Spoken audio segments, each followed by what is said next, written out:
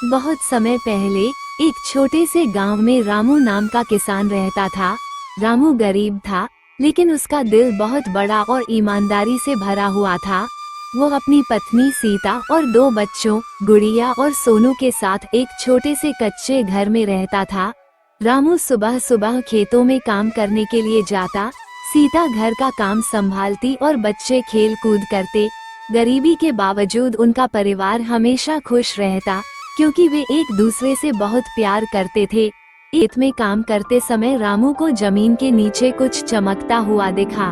उसने मिट्टी खोदी तो एक बड़ा सोने का घड़ा निकला। रामू की आंखें चमक उठी, लेकिन अगले ही पल उसने सोचा, ये सोना मेरा नहीं है, ये जरूर किसी और का होगा। रामू सोने का घड़ा लेकर सीधा गांव की ओर गया। वहां पर प्रधान जी के पास गया और बोला, प्रधान जी, ये घड़ा मुझे खेत में मिला है, शायद किसी का खोया हुआ होगा। प्रधान जी यह सुनकर दंग रह गए और सोचने लगे कि आजकल के जमाने में ऐसा कौन है जो ईमानदारी दिखाए।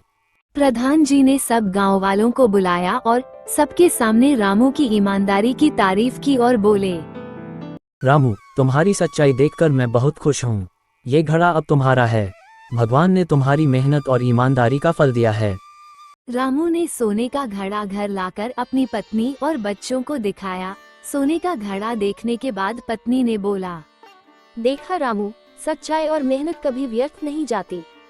धीरे धीरे रामू ने उस सोने का उपयोग सिर्फ अच्छे कामों में किया।